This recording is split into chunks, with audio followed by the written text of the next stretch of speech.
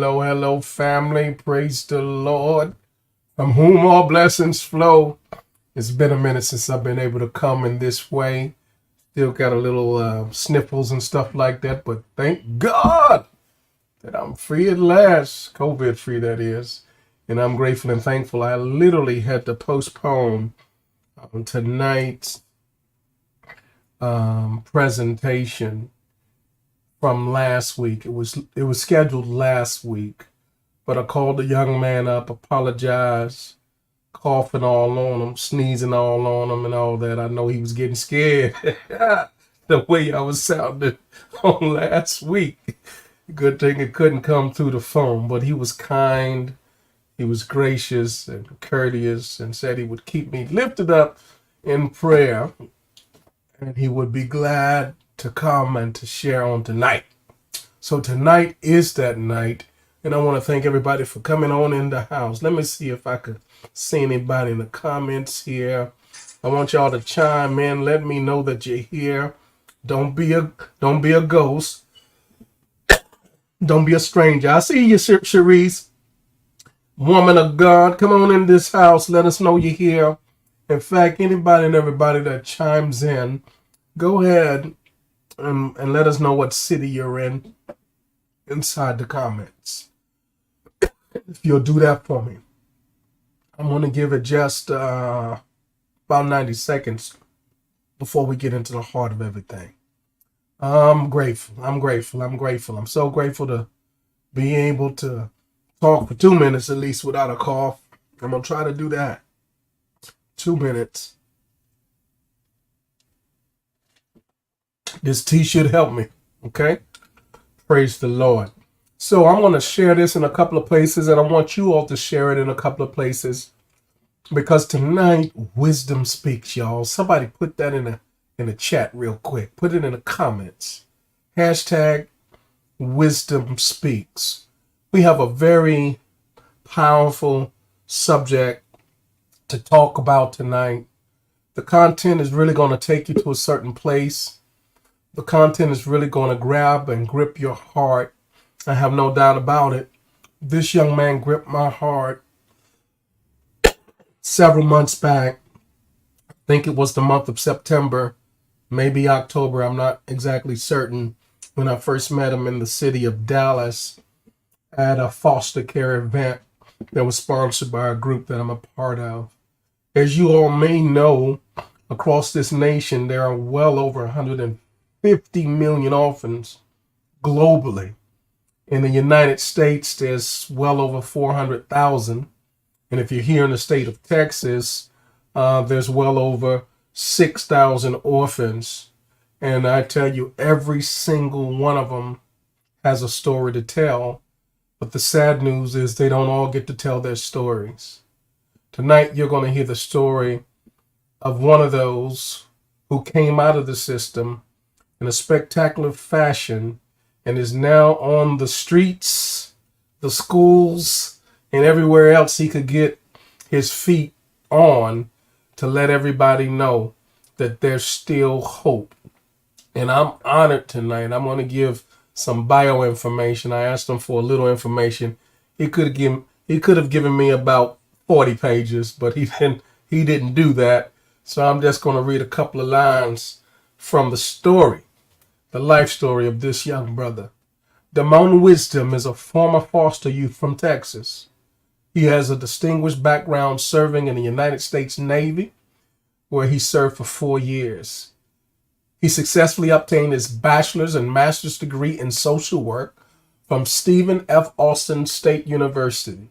Subsequently, he embarked on a career as a third grade math and science teacher, driven by his desire to apply his personal experiences and acquired social work expertise to positively influence his students under his tutelage.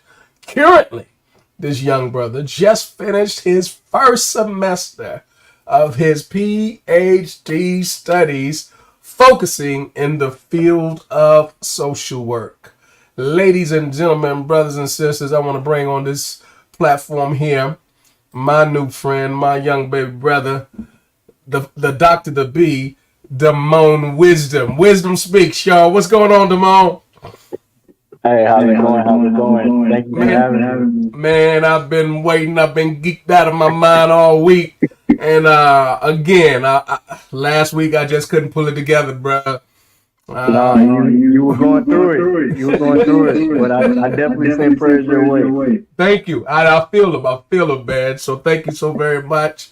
We got a few people coming in the chat. We got Minister Cherie. She's an anointed woman of God. She's from the East Coast. Got here to Texas as soon as she could. And we're going to share this message far and wide as we can with everyone who comes in a comment. I want you guys not just to listen in on this conversation, but I want you to help spread this wealth of knowledge, this wisdom, if you will, because wisdom is sure enough going to speak. Man, you spoke volumes to my heart. You only had a limited amount of time on the platform when you were one of the keynote speakers. And I said, man, we need, look, I said, I can't speak for nobody else, but I need the rest of that story. Get this man some extra time. I know we had senators. I know we had congressmen. I knew we had judges and all. Everybody was there. But we needed to hear more from you, man. So I wanted to kind of come alongside you, man, lift your arms to really get your story out more, because it's so pivotal to someone else who's coming behind you, man. And I know you know that more than any and everybody else. So do us the justice, if you will. I want you to take us back, and I'm just going to listen like I ain't never heard you say anything. Take us back to where it begins for you. If you can tell us your who you are from the background perspective, and we'll bring it up to where we still see some of that smoke coming out your ears from those recent studies you've been in. So we'll get to the PhD. We'll get to all that. Hey, I'm enjoying my little break right now. I know that's right. Look, it's been a long break for me. So you keep on, young man. You keep on. Yeah, man. So talk to us about where you from and what your story is. What was it like coming up, man? Okay. So, man, I was put into the foster care system at the age of 9 months. Of course, you know, growing up, I didn't know anything about being in foster care. I thought where I was my family. I thought my mom was my biological mom. So I was told when I was in second grade that I was that she wasn't my mom. That I had like a mom out there. I had a brother out there.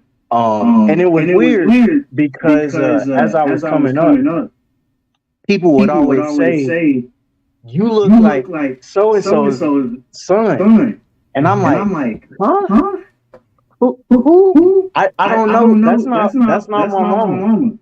But anyway, to go back to the reason why I got put in foster care is because my biological mom was really bad in the drugs. So I was born in 88. So everybody knows what was happening around that time. It was a huge crack epidemic, crack cocaine, especially in our culture. So it was just really bad. So she got caught up in that, and what I was told that CPS came and got me. I learned later on that wasn't the case. That she actually took it upon herself to say that she could not raise me. She knew she didn't have the capability, so she took me to somebody's house. And from there, that person said that they could not raise me either. And so that's when I got put into the foster care system. The person she took you to, was that family or friend? It was a friend, but it was this lady named Mama B. Mama B was man. She's the reason. If you notice this hoodie I got on. This is Yes. the Ultimate Warrior. She Okay. was into wrestling like nobody's business. Mama Religiously. Okay. So I got a little bit from her, but Mm-hmm. I grew up thinking that she was just like a lady down the street. Uh-huh. But it turns out that she was a big advocate for me growing up. But she never took any she never told me like I did this for you when you were a baby and I did this for you. She just did her thing. Mm. And then whatever. She never asked for like any congratulations or Right. like thank yous or anything like that. She just did what she had to do. Uh-huh. Wow. So if you pick up from there, so she found that she couldn't get the help and support that she desired, and then you're placed into the system. How old are you exactly? So that was 9 months. Mm-hmm. So what happened is when that process started, because of everything that was going on with her, that court proceeding, from what I understand, took about 5 years. Mm-hmm. Can you adjust your mic just a little bit? I want them to see you. I want them to think you. Oh, is it? Thank you. Yeah, that's good. That's good. Yeah. Okay. Mm-hmm. Okay. So that whole court proceeding took about 5 years Mm-hmm. to pretty much in layman's terms like cut her off from my life, like to where she had no access. She lost all rights. She lost all her rights. Mm-hmm. And so not only did she lose her rights, but my biological brother also lost his rights. Like I never met them through my childhood. I didn't know that where they were at. Even though, interestingly enough, they were in the same town the whole time. But they of course they could not like be around me or interact with me or anything like that. Now you said brother. What's the age the brother compared to yours? He's about maybe 10 years older than me. Mm-hmm. Mm-hmm. Yeah. Mm-hmm. So lost all rights, and at that time you were approximately how old? By that time I was about 5. About 5 years old. About 5. How vivid is your memory back? Some 5-year-olds, depending. That time I don't really remember too much. I can tell you about me. I can't really tell you about the world that was around me at that time, but I know because my personality has pretty much always been the same. Okay. Like I've always been like super hyperactive. Mm-hmm. I'm running all around the place. Mm-hmm. I love to make people laugh, smile. That's the type of vibe I like to create. So that's I was like that as a kid too. Which sometimes it's hard to handle. Okay. All right. Right. Mm-hmm. So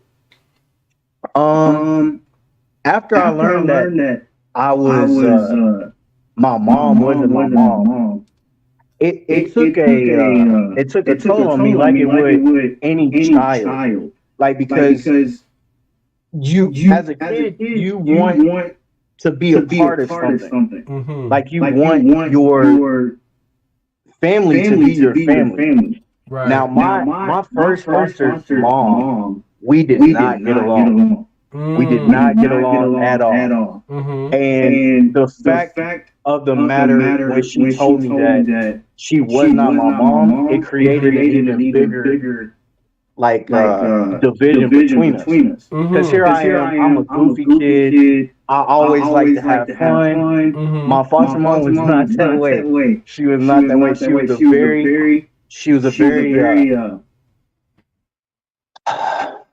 She was anointed by God. I will say that to the end of my life. She was anointed by God. She raised me the correct way. Okay. I was in church every day that the doors were open. Okay. Old school. I sat on the front row.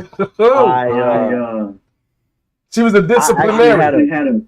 What's that? She was a disciplinarian. She was a very much disciplinarian. And I can get into why that was such a good thing too. Like later on, because as a kid, as a kid, your perspective from sometimes, especially if you have a disciplinarian type parent, Mm-hmm. it's not good. Right. Like you're always saying that. Oh, why are you so hard on me? And Right. well, why are you like? Why can't I do what they do? Right. And you don't understand No, of course not. that you don't understand. Mm-hmm. But we didn't see eye to eye, Mm-hmm. and there was some abuse. There was these are things that I know it's probably tough for some people to hear, but you Right. got to understand because I have to tell this story Come on. because a lot of foster kids go through the same thing. So in order for you to understand, like really understand the perspective of a foster kid, I have to tell you that because it's Yeah. the truth. Yeah. When you deal with abuse from somebody that you want to love you the most, this is the person that like you want to impress them. You want them to say, "Oh, hey, that's my kid," and Mm-hmm. that type of stuff, and it doesn't happen. It hurts you. Yeah. And so when you get physically abused, or the big abuse that nobody talks about is the psychological abuse, Mhm. because the Do psychological Doc, abuse is what do a favor for me. I'm What's getting a that? comment from someone that's saying that it's echoing in the back. I want to verify if that's just one person. Chandrella, darling, let me know if it's an echo on your side. Deacon Paul, much love to you, man. Let me know if it's okay on your side. I need to know if it's an echo for everyone or if that's Keisha's alone. Let me know real quick in the comments. We got our dear sister Evangelist Shaida all the way in Pakistan. Let me know if it's an echo. If you'll let me know that very quickly, we want to pick up on a story. We don't want a story to get cold. Right. Y'all talk back to us now. They're saying it is an echo. So then, let me see if I can work out some details on my side. I'm going to turn my volume down. And if you'll turn your volume down, that may help us. So let's see if we can get this help we need. Give me Okay, just check. moment. One moment. Thank y'all for letting us know. And we're going to see if this problem is solved. Let me know about now. How is the sound now? Thank you for the sound check. Thank you, Keisha, for letting me know. Check. What about now? Talk back to us and let us know if there's still an echo or Hello? if it's okay. If y'all go to the comments real quick, put it in. Keisha says it's better. Let me get one more to tell me it's better. One more to tell me it's better. To let every word be established. 2 or 3 witnesses. Come on, I need another person very quickly to tell us if it's better, if the echo has been worked out. Someone in the comments, please. Someone, thank you, Keisha. Someone in the comments. All right, Chandrella says it's better. So let's pick up the, thank y'all. Thank you, everyone. Let us know if anything gets out of the ordinary again. So, Dr. Wisdom, you're saying that you desire, here it is, your 5-year-old, 6-year-old kid, you desire to be loved. Right. Who doesn't? You want to be accepted. You want someone to, hey, take ownership for who you are, and it doesn't kind of turn out that way. And there's a heartbreak, disappointment. So let's pick up from there. So it was a lot of I can't say on the other end. I could just say what I experienced. So I was told a lot what I couldn't do, and as a Dr. Wisdom, I Yes, sir. apologize. Man, I'm hearing from Minister Sharice. She was only hearing the echo when you were speaking the whole time. So Okay, here's so what it's something we're on my going to end? do.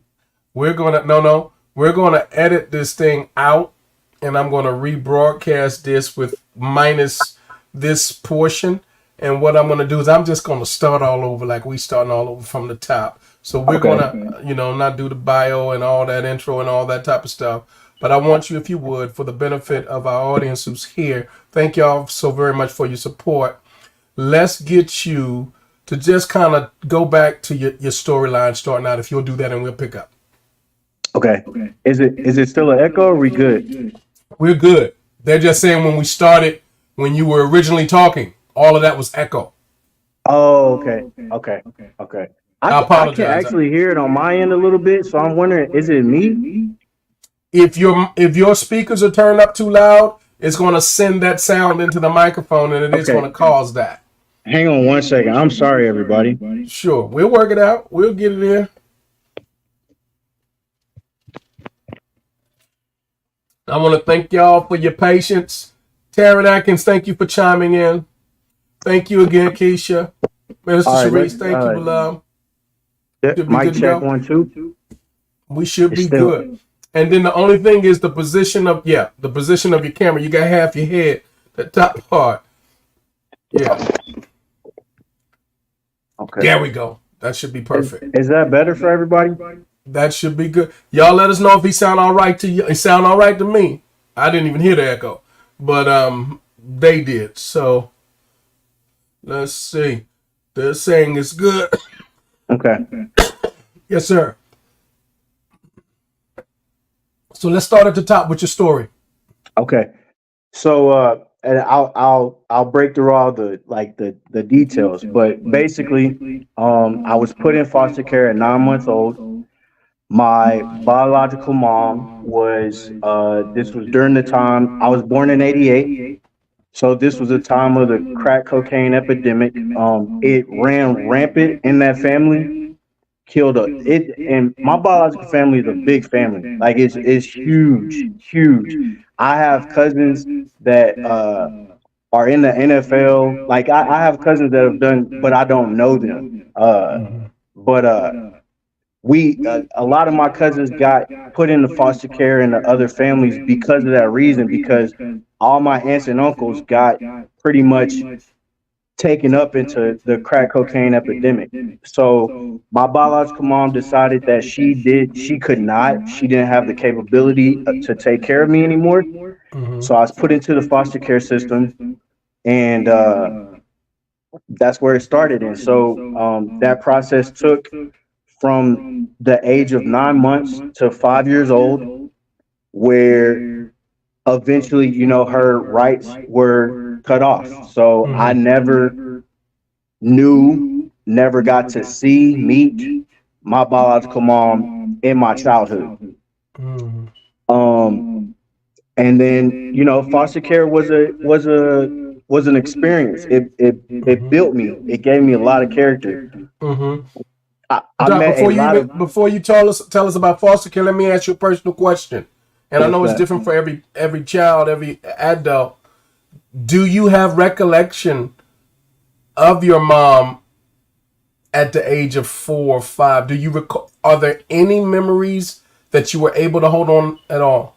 No, no. I have no idea. I had never met her. My idea of my biological mom was like what I had made in my imagination. So as a kid, like you can only imagine, like when I was told, "Hey, I'm not your real mom," and I'm like, "What?" Like my whole world is flipped upside down because I'm thinking, this is my mom, and you're told that. So I started imagining, well, what does my real mom look like? Do I look like her?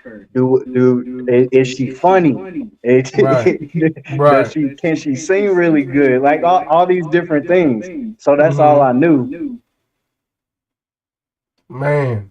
Okay. So now you're in foster care, no recollection at all. You're, as far as you know, your foster parent is your parent, and then you get the shocking news that they're actually not. Right. It sounds weird, but how devastating was that for a young child? What you know? It was. I can't even begin to explain, like trying to go back there and remember, because those were very hard. Those were hard days for me, man. Like those were very hard. As a kid, I remember being so lost because, again, me and my foster mom did not get along. Like we were just so different, and that lasted for a long time. Uh, I I had ADHD. Um, the whole coming up, when she told me that, she wasn't my real mom, she told me a story of how I came to be in her care. And, I was covered in cigarette burns and, Mm. I was super malnourished and, dirty diapers and like just, I was a mess. And so, coming from that, uh, and, I had a sickle cell anemia and, just all these things. Mm. And on top of that, as I'm growing, as I'm getting older, I'm a super hyperactive kid, so I have really bad ADHD. And of Mm-hmm. course, understanding things and understanding the development of kids, I Mm-hmm. now understand that had a lot to do with me being like her doing drugs while I was in her system. Like she was still heavy on drugs. So of Mm-hmm. course, this baby is gonna come out and be like super hyperactive and have all these, different things. Yeah. So when she told me that, she wasn't my mom, I think a lot of that also had to do with she was trying to protect me. She was trying to protect me from that life. She didn't want me, being exposed to that and going down that path, but it caused like a lot of friction. Like Mm-hmm. it caused a lot of friction between us. So Mm-hmm. I'm going through foster care. Um, and as I'm a very intelligent kid. Like my reading level was very high. I wasn't too good at math, but my reading level was really high. And I get to kindergarten was good, first grade was good, second grade was good. I get to third grade, and this was one of the first people that influenced me heavily. And this was my third grade teacher, Miss Mm-hmm. Lister. Uh, What's her name? Miss Lister, Okay. Miss Lister, just like she was really good at bringing out your best ability, and that was Mm. it. Wasn't only for me. I remember she did this to every kid in the class. Like there was Mm. no kid that she could not connect with and bring out the best in them. And so Wow. for me, I'm a hyperactive kid. Like it's hard for me to focus in class. Like I want to talk, I want to do all these things. And so Mm-hmm. what she did was she was like, you know, like you have the ability to do this work, but you're too distracted because you're imagining all this stuff. You love telling people all these stories and all You this doing the stuff. most. Right, right, right. So she said, you know what? I'm gonna use that. I'm gonna use that. This is what you're gonna do. I'm gonna give you a piece of paper, and you're going to write the most elaborate story, whatever story you want. You can draw pictures with it, do whatever, Mm-hmm. and write it. When I did that, she said it was a really good story. She was like, "Oh my gosh, like you're really good at this." And so what she started doing, of course, I'm learning, all the stuff that I'm supposed to learn in a given school year. But she Mm-hmm. really focuses on my creativity and my ability to write. And she just starts pouring in those skills. Hey, okay, like you did this, but I want you to do it better by, using these words. And I want you, and she, during that time, because she was pouring so much into me and empowering me, Mm-hmm. I taught myself how to speed read. So I'm doing all this creative stuff. It wasn't really about it was about school. I'm learning, but I'm not really worried about the grades. I started getting so hyped about going and being able to create stories and doing this stuff. So I taught myself how to speed read. So I'm speeding, reading through all this AR accelerated reader stuff. I ended up being having the most accelerated reader points in the history of the school. I got to be Wow. principal of the day. Man, I got a bike, a PlayStation, just all these things, and it was all because this person started empowering me instead of I'm coming from this foster care system or this home where I get home and I'm in a foster home, so I'm with other foster kids, and it's not stable. Like That's a there's group kids home. coming in and there's kids coming in and out all the time. They have their own issues. this kid is super angry and nobody knows how to fix it. It's just a lot to come in and out with my own story, like where I come from and what I've been dealing with. So Mm-hmm. this is the first time in my life where I had this person that said, "Hey, you're more than, this problem childhood that you've had, or these issues that you go through. Like, you're more than this, and this is what I want you to hone in on. This is your ability. This is what you're naturally good at. We're gonna make this better."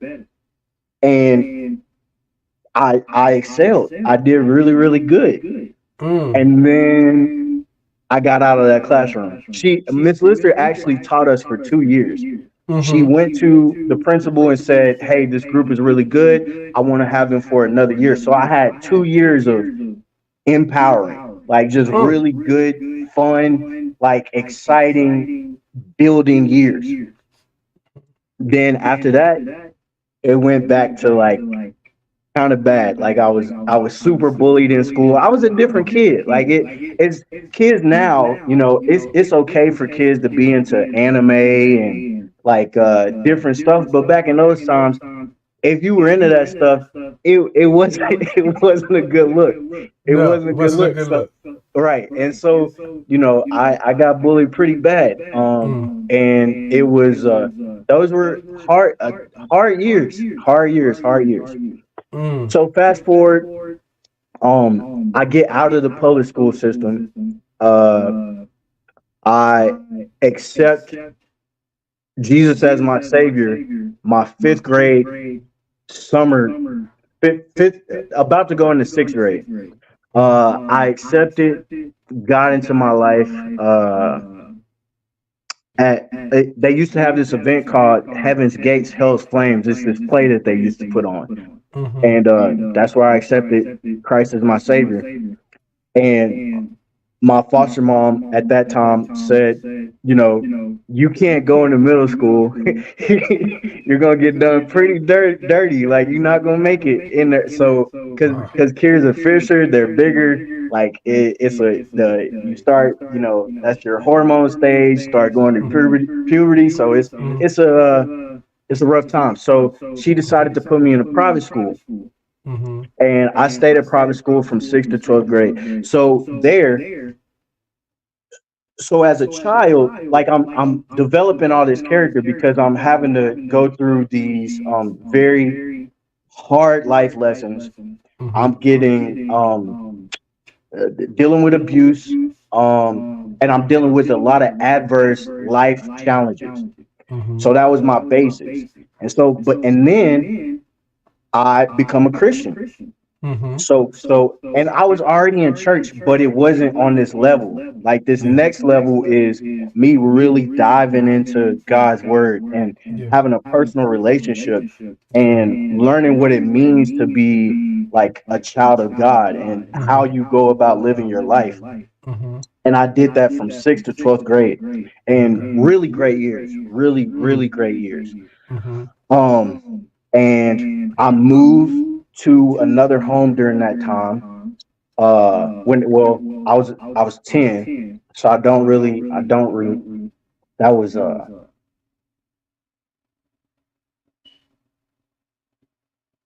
probably when I like right when I started. So I moved homes, and then I moved homes one more time, like in the middle of that.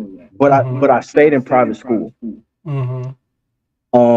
And that was it, like for those times. So I didn't get in any trouble during that time. I wasn't a problem kid. I wasn't, out doing things I wasn't supposed to do. My life was very sheltered. Like, I went to school, stayed in church, um, and that was my life. I was just doing normal kid stuff, Mm-hmm. into, music. I love Star Wars. Um, like, just kid stuff. I didn't know anything else about, like, I didn't have access to anything else. There weren't any bad influences. So that time was a very, like, again, character building time where I didn't have any outside negativity influence in my life at any point. Did you have any drawing drawing forces to pull you, with the questions, where's my real mom? Where's my Okay. brother? Who are my cousins? And, all that type of. So, like I said earlier, so I didn't move that far from my biological mom. Like she was in the vicinity at all times. I never saw her. But what did happen is, again, I would be out in public and somebody would say, "Hey, aren't you so and so's son?" And I'd always say, "Huh?" Or they say, "Isn't so and so your mom?" And I say, "Who is that?" Like that is not. I don't know who that is. That's not my mom. Mm-hmm. And the thing was, I look just like my biological mom. Like I'm a spitting image of her. Like if you put us side by side, we look like Right. twins. Yeah. Wow. So that's the only thing that like drew me back to my biological mom is that like I look just like her. And if people from the town who were around her, like partying or doing whatever, or who grew up with her, they see her in me, and that's how that came about. Got you. Got you. In your speech, when I met you, you said something that was so powerful. You gave a comment along the lines, you said, I never met a me. Can you take us back to that pathway and what you meant by that? Um, I never met a me. Basically, I'm saying that as the things that I had to experience as a kid, or the resources that I needed to get me during that time, I didn't have. Mm-hmm. I there was not a person that had experienced the same things that I experienced that could tell me how to get through those things that I experienced.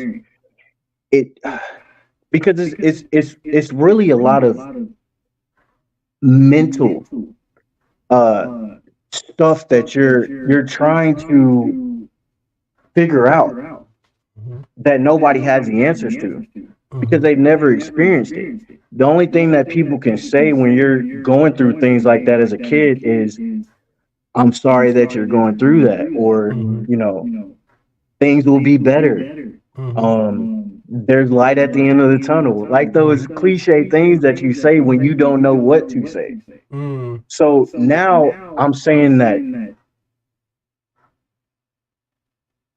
I'm the first, Oh, like, I'm Dr. Damone, I'm getting it back, has an echo. How about I get you to turn your computer, the volume on your computer down again? okay. 1 second. Mm-hmm. Thanks, Coach Steve, for sharing that. If there's an echo on anyone else's part while we move forward, please let us know. We want to make sure we get as much of this story as we can. If you turn that volume down, what it's doing is it's creating a feedback through your mic. So if you turn Can you it hear me down, we now? should. Could I get See, somebody to verify? We want to it's verify still if it's echoing, but my volume is not up. it's not. What Mm-mm. about turning your speaker itself down? Just I know you need to hear me, but if you'll turn it down slightly and separate that speaker from where your mic is. Okay. Let's see. If you do that, if you separate it, okay, she's saying that it does sound better. We appreciate y'all's support. All right. Okay, if that Is that sounds is that better. better? Yeah, if you'll, yep. Coach D, does that sound better? Let us know if it does. If it sounds better, we'll proceed from here. And I got the question that I want to pick up on. If it sounds better, just let us know in a comment real quick, and we're going to pick up from here. And we want to thank everybody for your cooperation. This young man has had an amazing coming up, but it's where he is and where he's going that we definitely got to get you guys to. Does it sound better now? Let us know in the comments. Does it sound better now? Check, check. We want to hear from you, Coach D. Let us know if it sounds better now. Keisha, Chandrella, Minister Sharice, Shaida, let us know real quick in the comments. Real quick in the comments. I'm not seeing anybody. Hey, Phil, how does it sound on your end? Is there echo, Phil? We want to make sure that you can hear us okay. Check, check. And it must be right because nobody's saying anything. So let me ask you this. So you're dealing with all these matters. Okay, they can hear me clearly. Perfect. Thank you so much, Phil. We really appreciate that. You're dealing with all these matters. You're processing it. Private school was a saving grace to you because it removed you from some of the peer pressure, some of the bullying, because you stood out uniquely. You know, probably, I guess the word that we'll use back from my day in a kind of geekish, because you're the smart kid with all this creativity and all this, you know, or nerdy, you know, that type of thing. So that's the persona that you're carrying, but you're really this bright, brilliant, articulate individual that this teacher in third grade comes to you and she brings out your gifting. Mm-hmm. She stirs it up. She makes it a top shelf item that you're not down here at the bottom. You're man, what you got, you're at the top. And I love a word. I think you said a phrase that she showed you that you were more than what you had been through. And I want to pause there for a moment because somebody's watching this right now. Maybe you didn't grow up in foster care. Maybe you didn't grow up in group homes. Maybe you didn't get beat down by parents or foster parents or anybody else, but you've been beat down by life. You've been beat down by circumstances, and life has almost shouted at you and tried to convince you that you're not enough. This young man, our good brother, is telling us that his empowering coach, Miss Liston, you say? Miss Lister.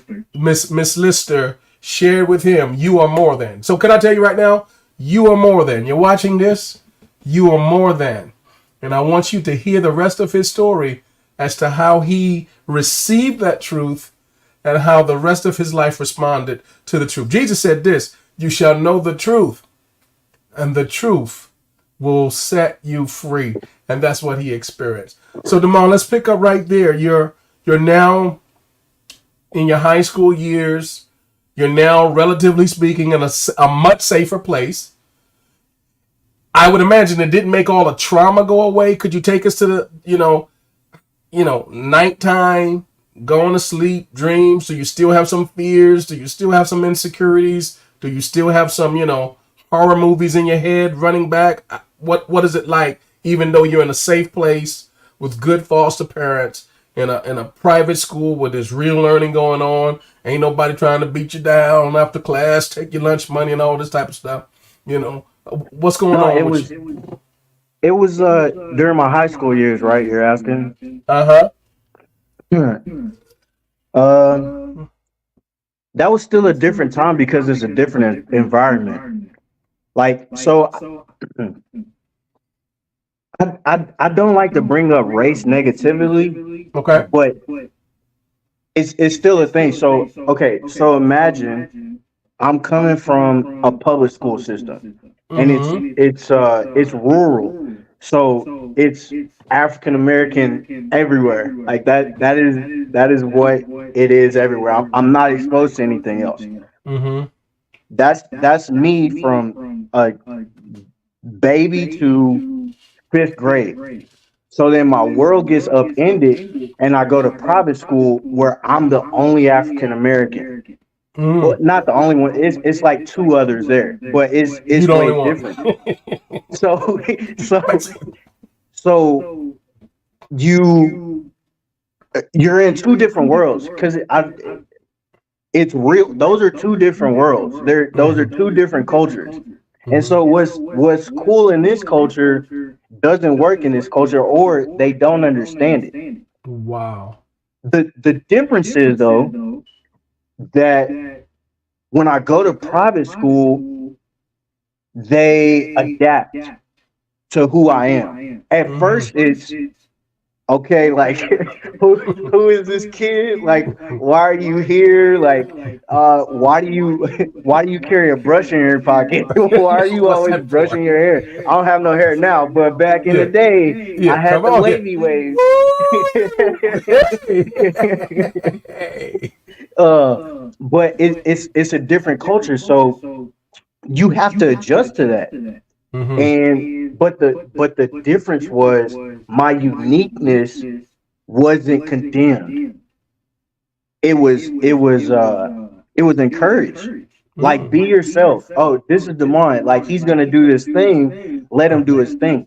The other thing is, it created some confidence issues because it's a way smaller classroom and there's brilliant kids everywhere. Mm-hmm. Like, there's brilliant kids everywhere, Mm-hmm. and so my it. I don't want people to think that you couldn't tell that, and this happens. This is a part of my mission. A lot of kids, the school systems try to tell parents, guardians, that the kid is not intelligent because of their grades. Right. Come on. And this is part of my mission, and we'll get to this later, is Mm-hmm. it needs to be changed.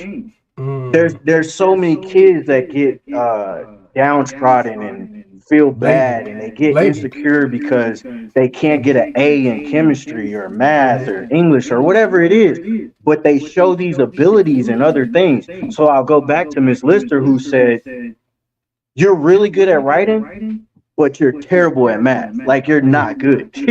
You're not good. So we're gonna get through this, but we're not gonna focus on this. I'm not gonna, like, beat you up all the time because we can't get this math grade to an A. We're gonna do what we're really good at, and we're gonna work on this, but we're not gonna spend a bunch of time on this. Mm-hmm. We're gonna do it just good enough. Mm-hmm. And so I didn't have Miss Lister after third and fourth grade. So I had to kind of, like, in the back of my mind, keep going and saying, hey, I'm more than this. Like, I can't get this grade in chemistry or whatever, but I'm more than this. I'm more than this. I'm more than this. Mm. And that still carried me through.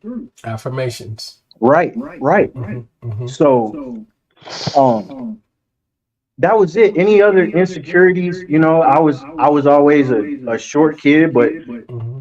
I I was always short, so I never that never bothered me. I always had, friends who were 6 foot or whatever. Um, I didn't really have any other insecurities, and one of the things that saved me has always been my personality. Like, I'm gonna be me Mm-hmm. regardless, but respectfully though. I've never been a disrespectful person. Yeah, I've never said, like, it's my way or the highway. Right. Growing up in foster care helped me see through a different lens. And that lens is that we all have different perspectives. We all come from different places. So I can't tell you that, like, the way you perceive life is wrong. It's your perception. So if you say, well, I think it looks this way, you're absolutely right. It does look that way to you. And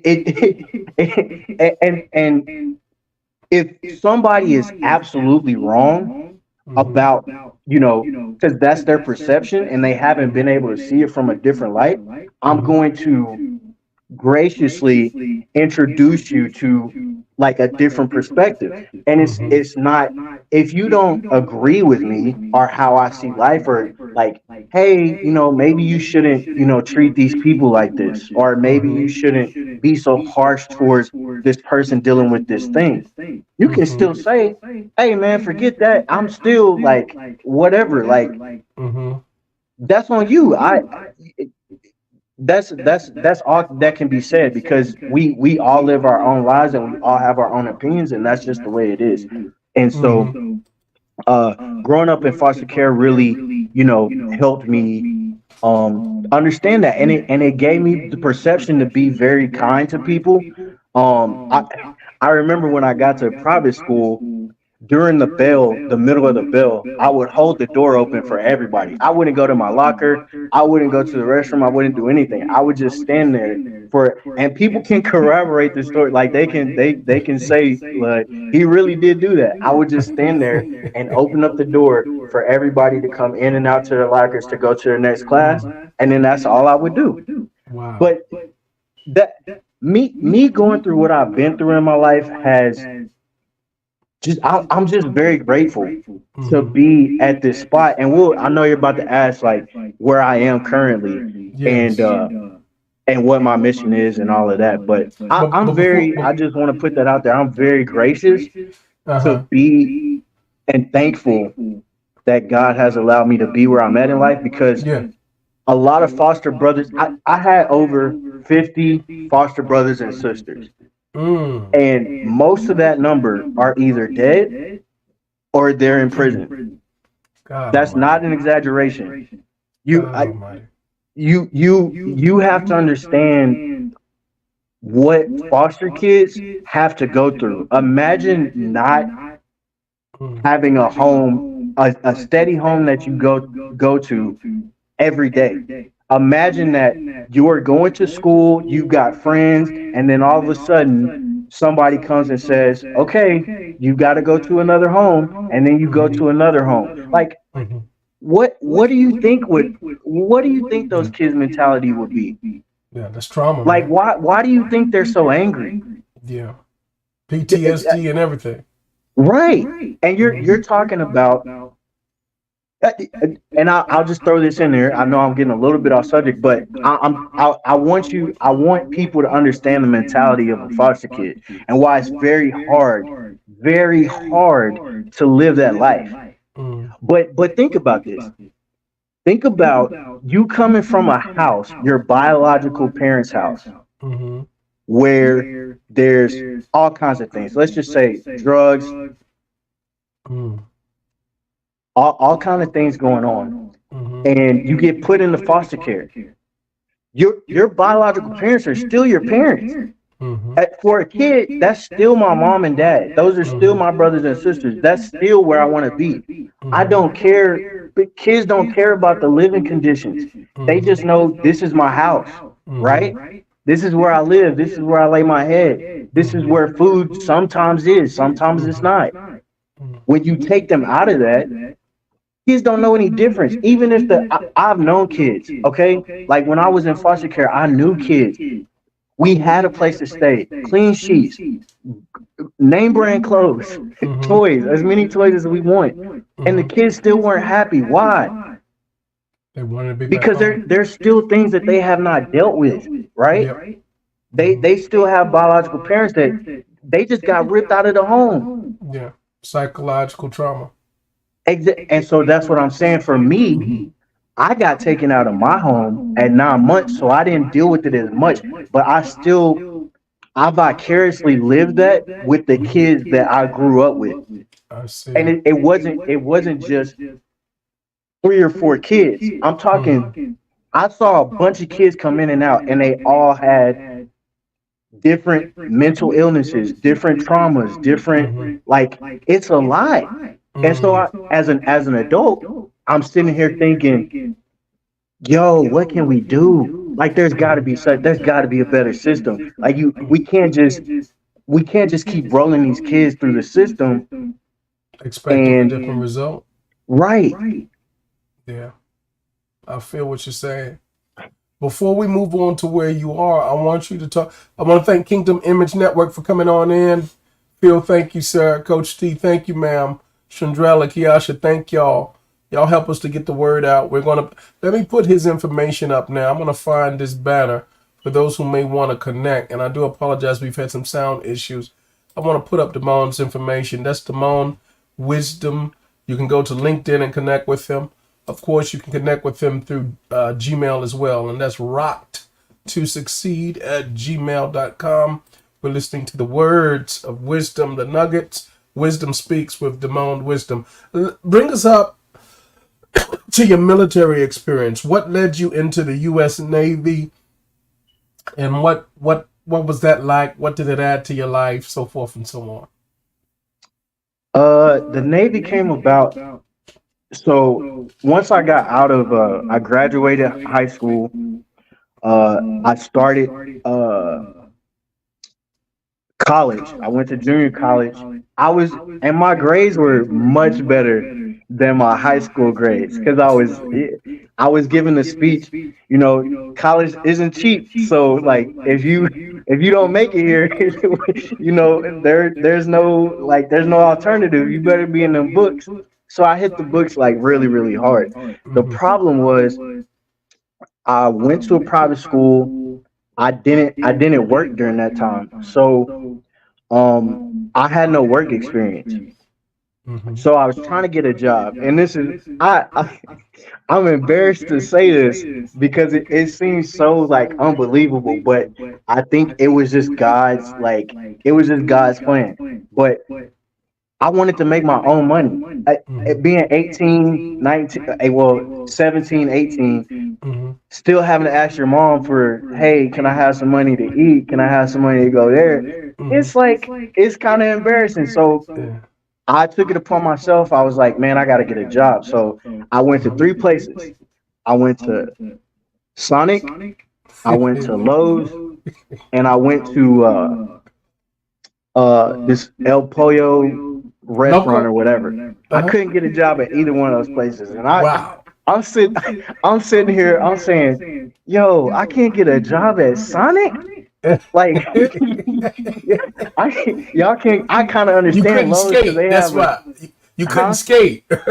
I could and so I was like, yo, I had cousins in the Navy and Mm-hmm. actually all my friends from my high school Mm-hmm. went into the military. Mm-hmm. Had already gone. I had a friend in the army, I had a friend in the Air Force, I had a friend in the Marines, and it just worked out. I had cousins in the Navy, and I was like, you know, I don't want to go to college and not have money in my pocket. So, Mm-hmm. um, Hold that thought real quick. You had cousins in the Navy. Now these are blood cousins. no. These Okay. weren't blood cousins. These weren't Okay. blood cousins. Okay. I still didn't know my blood cousins yet. Okay. I got you. I just want. Okay. All right. Yeah. Um, And so I talked to them and they were like, yeah, like if you want to do it, just don't go East Coast. You don't want to be in Virginia. It's really strict out there, yada, yada, yada. So I go into the Navy and I went into the Navy. I had read a story about this dude named Antoine Fisher. And I'm Mm. sure a lot of people have seen that story Oh if you've yeah. watched that movie with Denzel and I forget the Oh other guy's man. name. Got his name But too, but he's a powerful actor. I connected with that story because it's a lot like my story, Mm-hmm. like him being in foster care and the abuse that happened and Mm-hmm. trying to figure out who his mom was. And I skipped out on a very important part. Um, my my graduation day of high school was the first time I met my biological mom. Wow. So my foster mom at that time sprung it on me. Like she hadn't told me that she was setting this up or whatever. And like my graduation is over and my biological mom and I know it's her because again she looks just like me. So I'm shocked. I'm like I'm not smiling, I'm not crying. I'm just kind of shocked because this woman cuz when you're told that your mom isn't your mom, that's all you dream about is what is my biological family like Mm-hmm. look like or who are they like how are they.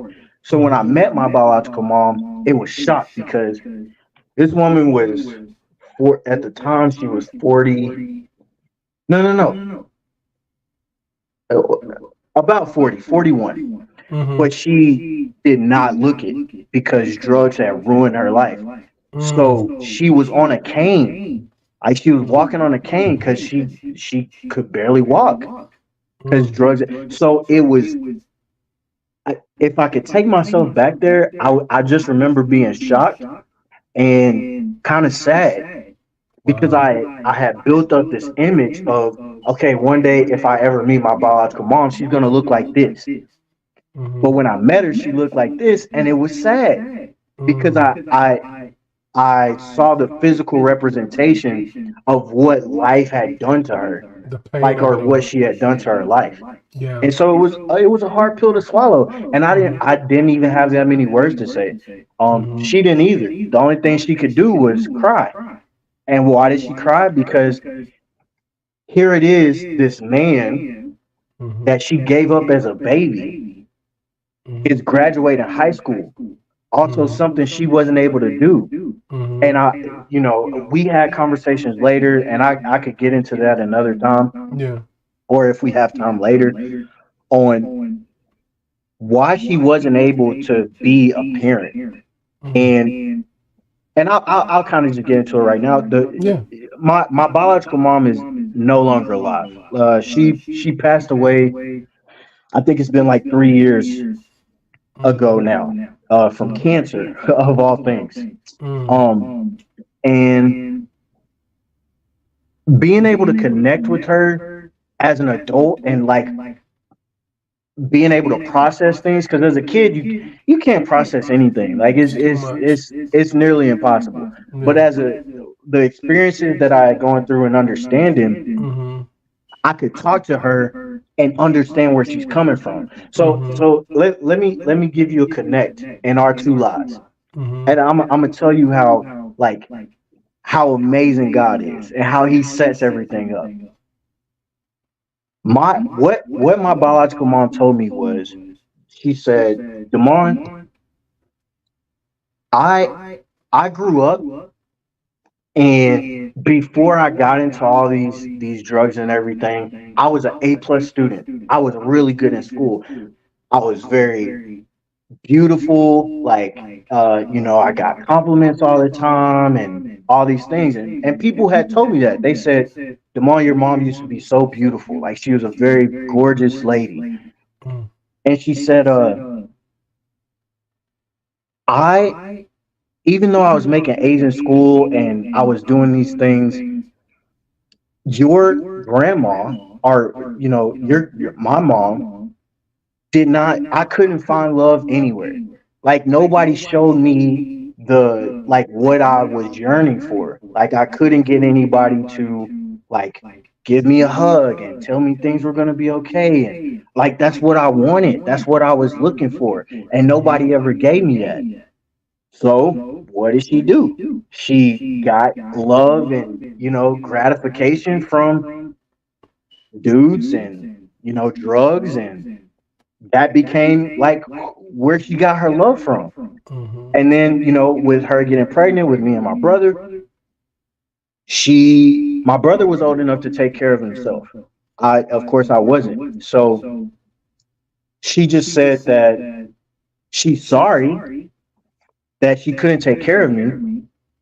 Um, and that was pretty much it. She said she was sorry, and uh, I'm trying to think. Oh, she said she didn't know how to raise a kid. Mm-hmm. She didn't know how to be a parent. She didn't know how to love because she had never been loved. And that made so much sense to me. I was like, of course you couldn't. Like, if you never had a representation on how to take care of a kid, because her mom wasn't taking care of her. Her mom was doing drugs. So what did she do? She Yeah. went to the only thing that she knew was represented to her, and that was also doing drugs. And also, her mom didn't show her love physically, Yeah. like, or wasn't around. So she was like, I had no ability. And when I was talking to her, all of these things started to click, because I was like, she still speaks like a child. This woman is 50 something years old. And she, like, when you talk to her, it's like talking to a little girl. Mm-hmm. I'm not talking about from intelligence. I'm Right. talking about when you're around kids and kids are acting like kids. You Yeah. know what I'm saying? Not from an intelligence level, but It's an from, emotional. right, Mm-hmm. right. Her emotional level was still that of a kid. And Mm-hmm. so every time she saw me, the from that time I graduated high school, she saw me. She just cried. She didn't say that much. All she said was, "I'm proud of you," and she just kept crying. I connected with her a couple times after that, and she couldn't, because I wanted to know who my dad was. Mm, She couldn't tell me because, of course, she was living a fast life, and she, was high all the time.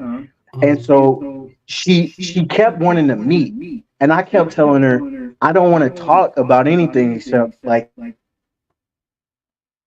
if you know who my dad is. mm-hmm, And she kept trying because she wanted to see me. She kept saying, "Okay, I'll tell you. I'll tell you." And when I saw her, she wouldn't tell me, of course, because she finally said, "I don't know. Like I mm, have no idea." And she would just cry. mm, And then eventually, when I saw her, maybe a month or two before she died, I understood it. It all came to full circle because I could understand where she was coming from, and I understood why she mm-hmm, couldn't take care of me. And mm-hmm. and it was basically due to the fact that she hadn't changed all those years. She Mm-hmm. was still a little girl emotionally. Like Stunted she her just growth. right. She didn't have the necessary tools to Mm-hmm. grow like she was supposed to. And that was mainly stunted by the drugs, but Mm-hmm. there was a lot of other factors. And so again, that's a part of my experience. And that's Mm-hmm. why I'm so passionate about um it I'm so passionate about how children develop, like mentally, emotionally, like how they're developed, because it plays an important part. And I don't think we spend a lot of time like really understanding that. Like Yeah, we that's know so it, important. we So know important. it, but we don't really spend the amount of time really Yeah, developing that yeah, because ti- I, I I understand time goes by really fast. it Like does. a kid is born before you know it, they're five. Before you know it, it feels like they're teenagers. Yep. But that all that time of developing is really important, and you have to be like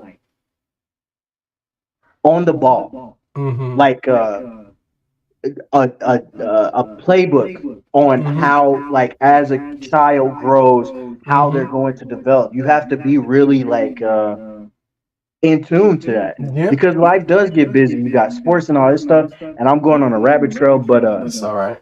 uh, You're really helping because you're peeling back the layers of what someone who's in a very comes from a very dysfunctional environment, what happens when they procreate and how unprepared they are to handle that. And unless we as a society can have safe places for them to detox and heal, now we got two problems. We got that the and problem that's dealing with them, and we got the problem dealing with their offspring who still needs to be cared for. And and everything that's else becomes really a cycle. that's what I was trying to tie back into, was that the same thing that she was saying that she dealt with as a child, I Mm-hmm. dealt with those same things, Mm-hmm. like wanting to be loved and like Mm-hmm. not really getting that. Like Mm-hmm. people need different things. Mm-hmm. We different love languages. Some Yeah. people, like, you can get them gifts and they're like, "Oh my gosh, you love me." Some Mm-hmm. people you hug them and hey, good morning and kisses, Yeah. and hey, Yeah. they love that. Right. Kids are the same way. People look at that in the romantic sense, but I'm talking Mm-hmm. about from just a relationship sense. And kids are the same way. Yeah. They all react differently to different things. So as I told that story before on how some kids come in and you have this house and it's everything in this house.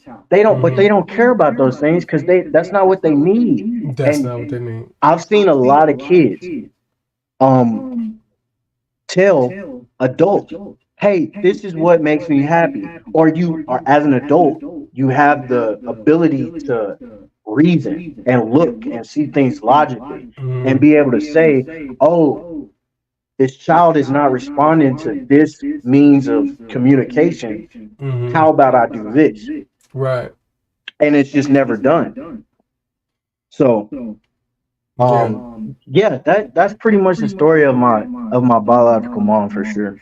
Incredible. I want to thank you personally for sharing that because you had a gift by being able to meet her, even though it was in pain and even though she hadn't healed herself, but I'm sure that there's some healing just to had known that you at least had the opportunity to have some closure.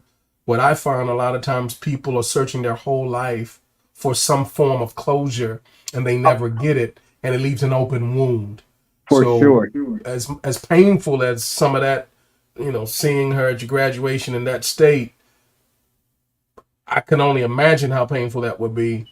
But even the greater pain of never having the clue is, did she even care to come? Right. Those types of things. Let's do this. Man, we went over the time, but it's okay because we had some audio problems as well. But I need to get to where you are now and where you're going. One of the things I got out of your bio, which blew my mind, here it is. You talking about you this science teacher and you're this math teacher. And unless I misunderstood or didn't hear right, Miss Listener, what was her name again? Miss Lister. Lister. She identified that, man, Damon, you Superman in reading, but your math ain't all that good. So how do you go from that to now you're a science teacher and a math teacher?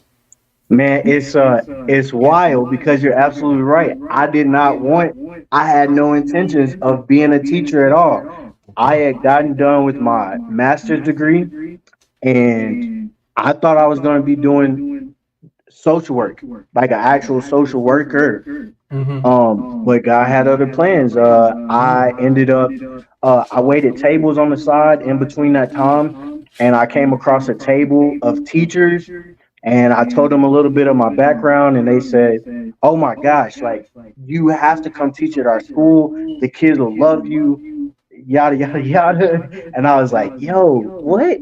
God, is this really what you want me to do?" And I don't question God too long. I have initial shock, and my story has been all over the place, but he's never led me wrong. So I just said, okay, if God is giving me this opportunity, then I'm gonna go at least see what it's about. So I went and did the interview. I got the job, and that's what they said they wanted me to teach is. And I told them, I said, hey y'all, so listen, What happened math is was, not my strong suit. And they said, listen, it's third grade math. You will be all right. And I said, okay, I don't want to lead these kids astray. but man, it ended up being another impactful time in my life. And it's just as I've gone through life, it's just like a building block of uh why I had to experience certain things. God wanted me to experience those things so that I could like help people. And you go back to, well, one of the most influential people in my life was Miss Lister, my third grade teacher. She really changed my life.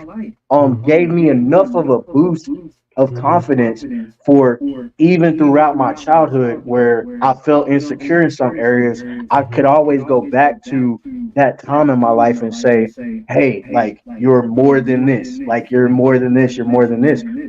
And so I was able to give this message to these same kids. And man, it was my first year, the end of the year, man, I cried like a baby. I cried like a baby because the my experiences and my social work knowledge, I just took all of that and took it to work with me every day. In order to I taught the kids, but that's where I said, "Hey, I'm the first me that like I'm the first me because I didn't have a me when I was growing up, so I was able to be what I wanted an adult to be in my life when I was a kid. Now I get to be that adult to these kids, and they feed off of it. They love it. They're like, oh my gosh, like you're not always talking about the grade. The grades are important. I want you to do good, and I want you to do good in school. But I'll give you an example of like how I see not only kids development but people in general. I had this student who was not good at any subject, right? Like Oh, he wait a minute. just You said struggled. any subject. Lord have No, mercy. no, he just wasn't. He Wow. academically, it was just hard for him. It just Mm, was.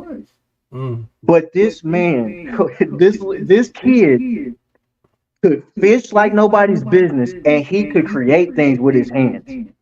mm. So what does that tell you? Does that mean that does that mean that I label this kid as like not smart? Like he's Mm-mm. not smart because he's not good academically? Mm-mm. No. This Mm-hmm. this kid could still be somebody's boss one day. He Yeah. could be the boss of a he could have his own boat. He could Fortune like make 500 millions of company. dollars. Like who knows? Mm-hmm. He could get done with school and then go get some certificates to do architectural work. I don't know, Mm-hmm. but I'm not gonna demean this kid and traumatize this kid by saying you absolutely are not good at any of this stuff. You're gonna have to work way harder to Mm-hmm. do this. They already know that they're not good at it. He Mm-hmm. sees his grades. He's crying because and this is the other thing.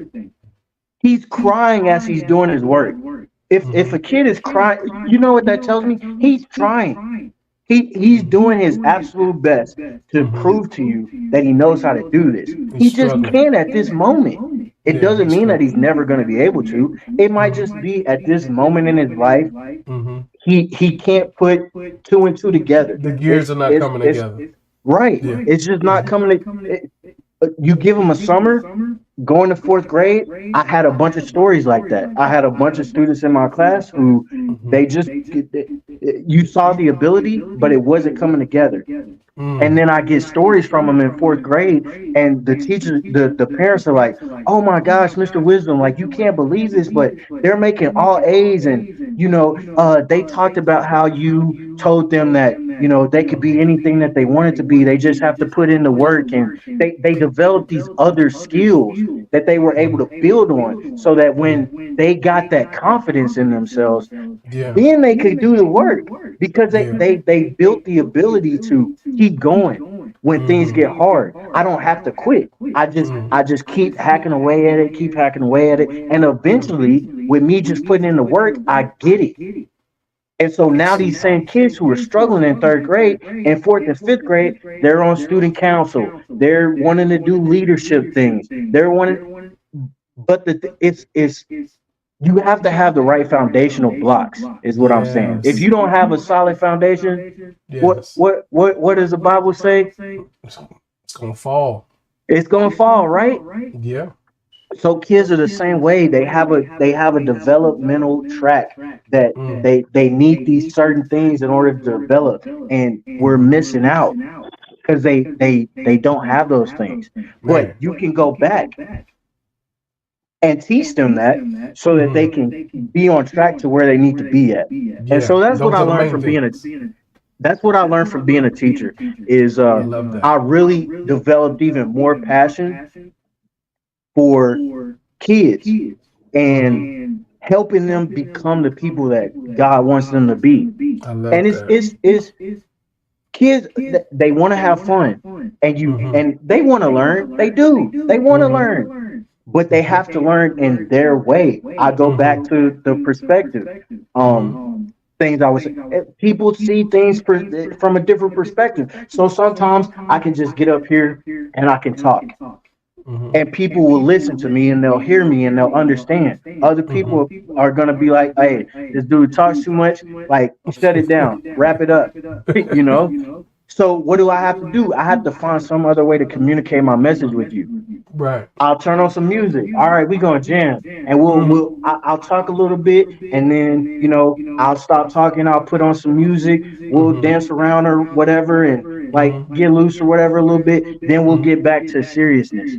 Mm-hmm. Some people communicate like that. Some people just like to joke around. Right. I can say something intelligent, but I say it in a manner where it's funny to you, and because it's funny, you gonna remember it because it's Yep. like you remember when he said this, man. That's it. Mm-hmm. So That's I learning learned styles. Right, right, And right, you're teaching right, them how to learn right, by right. setting up the environment in which is conducive for learning. And if the environment is not conducive for learning, no matter how bright they may be, ain't no learning going on. Right. There That's you good, go. man. Look, that's wisdom. That's wisdom right there. So let me ask you this as we get ready to wrap it up. Here you are, smoke is cleared from your ears. You've just finished your first semester, your PhD work. Hats off to you, man. Mighty proud of you. Where do you go from here? What's the ultimate vision? What are you in pursuit of? Let me give a shout out first. We got Pebbles in the house. Thank you, beloved, for chiming in. Deacon Kevin, thank you for chiming in. Jennifer, thank you for chiming in, sweetheart. Josiah, thank you for chiming in. My cousin there, Sharif, much love, man. Thank you for chiming in. I hope this is helping somebody because there's so many children in our school systems, in our neighborhoods, that are coming from the exact same system, y'all, that this young man had to navigate his way through. I'm telling you, not everybody that has a smile on their face is coming from a place that you think they are. You don't know what they're struggling with. You don't know what their issues are. You don't know who their parents and what kind of parents they've had or not had. And that's why we need to do right by our children. Because if we do wrong by anyone, we have created monsters that we'll have to deal with later, y'all. Because it's the foundation. If that foundation is removed, all of what we are building comes tumbling down. A couple of generations later, we'll see the impact of it all, guys. We owe our children our best. There are some demons out there, y'all. They are not dumb. They are not ignorant. They are not this, that, or the other. They are brilliant. And we need more people who are willing to go hands on and do everything in our power to pull out the best in them and give them an opportunity to speak. When wisdom speaks, this is what happens. Talk to us, sir, about that PhD and where do you go from here? Thank you, Ambassador Sherry. You know what I'm talking about. So with my PhD, I want to say that I've never, I learned kind of early on the way God, like, you know, made my path in life that I'm never going to force anything. So the PhD, I didn't force it. Like I said, going to teach the kids, I didn't force that. God put that opportunity in front of me. The PhD was another thing. I didn't like go. I had in the back of my mind, like once I got my bachelor's and then I got my master's, I said, hey, like I might be able to get this PhD.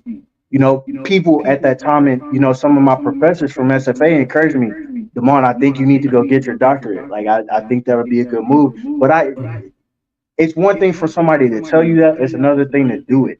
But then God opened that door. I wasn't looking for it. I didn't go saying, all right, I'm gonna go put in my application and all this.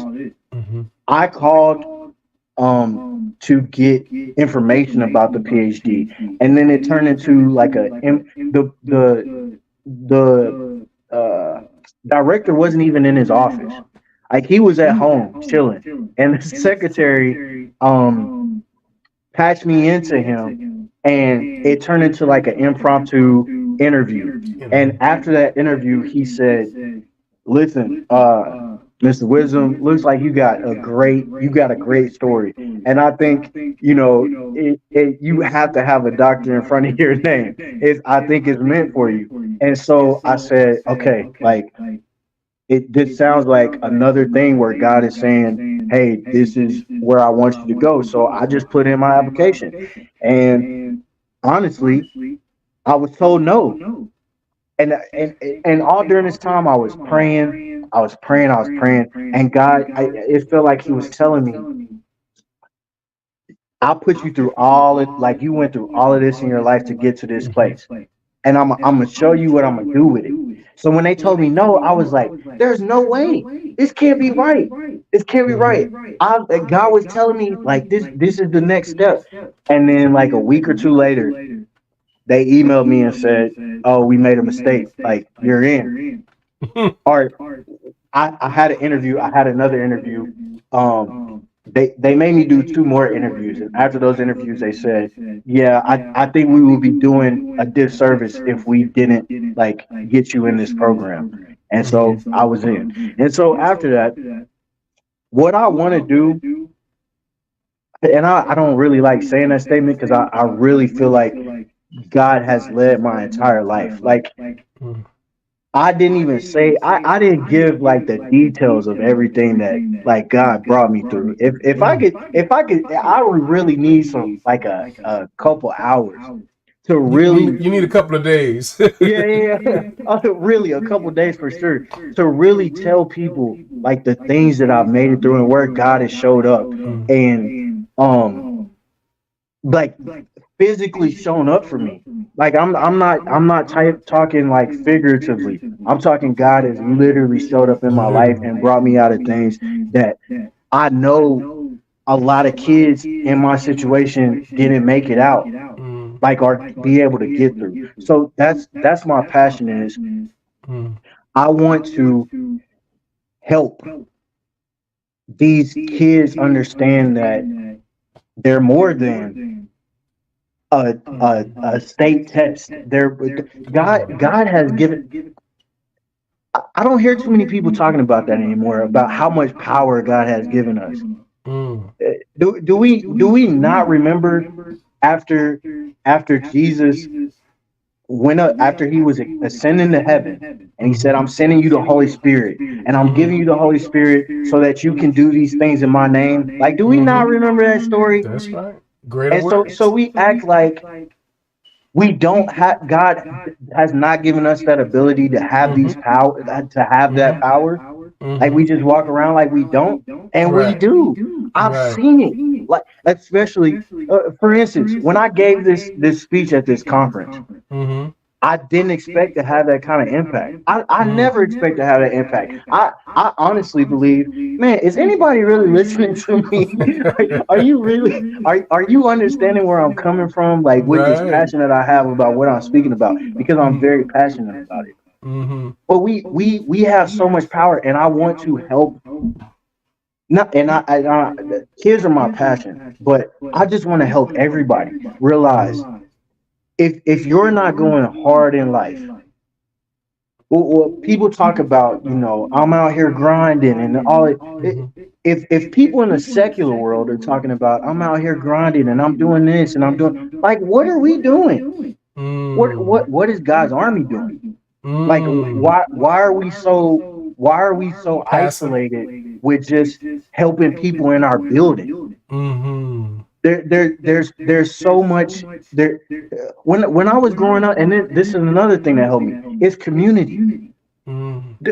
When somebody is out there and they're hurting and they're suffering and you see them suffering, I'm not saying you have that.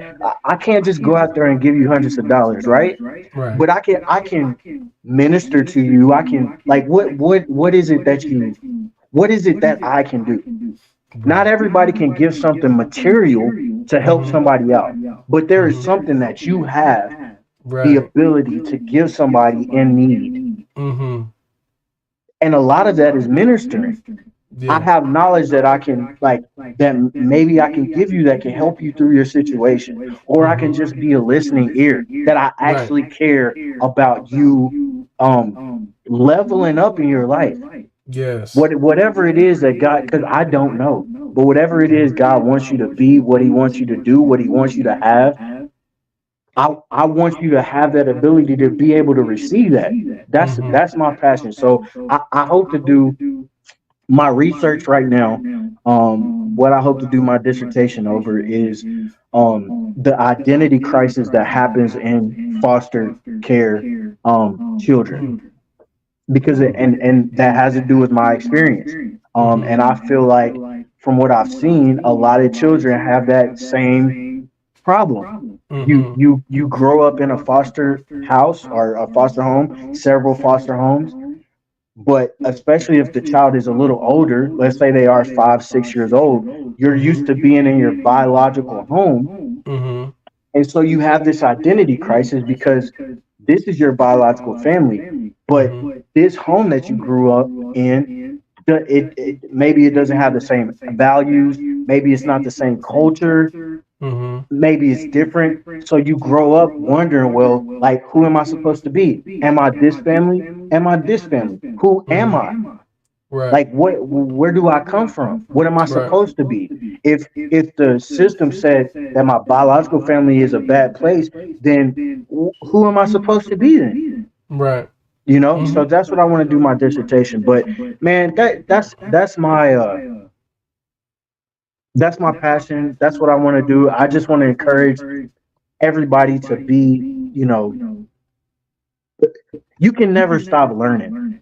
Mm-hmm. You can never stop learning. You can never stop attempting to be better That's right. because there is always better. I don't care how old you There's are. always better. I don't care how old you are. You can Mm-hmm. always be better. There's no reason for any of us to To be stagnate. stagnant. Mm-hmm. And once I learned that, once I learned what Miss Lister was really telling me, you're more than. Once I really understood what then I was able to do these things that nobody in my life said that I could do. Nobody thought I was going to get a bachelor's degree. I didn't know I was going to get a bachelor's degree. Mm. But then once I was able to get the bachelor's degree, and I believed in myself, and it's not so much believing in myself. It's more that I know if I continue to put the work in, it doesn't matter if I don't feel good. Mm-hmm. If I don't feel like doing it today, I don't want to do it today. I I don't feel very smart today. That doesn't matter. You still put in the work, and before you know it, you look up and it's like, yo, hey, yo, how did I Yeah. get to a PhD? Right. And a lot of times I have to check myself, and that's what I want other people to see. I think we get caught up in who you've always been. You Mm. see the image of yourself of who you were 5 years ago, Mm. or who you were as a kid, or who you were in the past. But the thing is, as you're working, you're becoming a different version of yourself, a Mm. better version of yourself. Mm. And when people interact with you or you think about yourself, we still think about ourselves as this We do. this other person, and We that's not do. you anymore. We do. Put in the That's work. not you anymore. You become a Mm-hmm. different. So anyway, I wanna give people that help them have that same ability to tap Mm-hmm. into the power that God has given them. And Amazing. that's my mission for from here on out, man. That's my mission. I absolutely love it. Well, ladies and gentlemen, brothers and sisters, you've been hearing from a young man on a mission, as you can tell. I want you to connect with him. You can go to his LinkedIn. He ain't on Facebook. I looked long and hard, but he is. He is on LinkedIn. Not only that, you can also meet him through email, and that's Gmail. That's rocktosucceed@gmail.com. Reach out to him. We've had the privilege today to hear just a few nuggets, and he's been dropping them the whole time long, and wisdom has spoken to our hearts. Sir, I want to thank you. I can't wait to get you here in San Antonio in person, to meet some of the J House family and have you unpack some of the things you had today. But you're absolutely right. You have so many gifts and talents and stirrings and creative works and ideas and genius inside of you that it's going to take more than a couple of hours. It'll take more than a couple of days. So we're going to have to stay close Yes, sir. and keep that connection. And we'll take some time to process it. And brick by brick, rock by rock, we're going to build a house. And it'll be a house of wisdom. Want to give you any closing comments? I just want to say thank you for giving me this opportunity to hopefully I touched somebody out there, spoke to somebody out there. Hopefully, God was able to use me to do that. I'm thankful for the platform, and honestly, if anybody out there has any more questions, you want to connect again, my email is up there. And if you just go to LinkedIn and type in Demar Wisdom, I'm the only one. There's not going to be another one up there, so it's not hard to find me. And I am willing to help whoever needs, any information or thoughts about, the foster care system or other things, college, whatever I can help in, please let me be a voice. So I appreciate it. Thank you so much. Much love to you.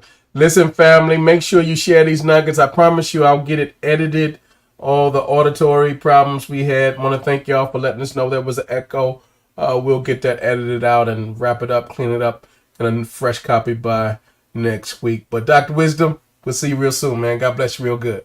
Yes, sir. Thank you. God bless you.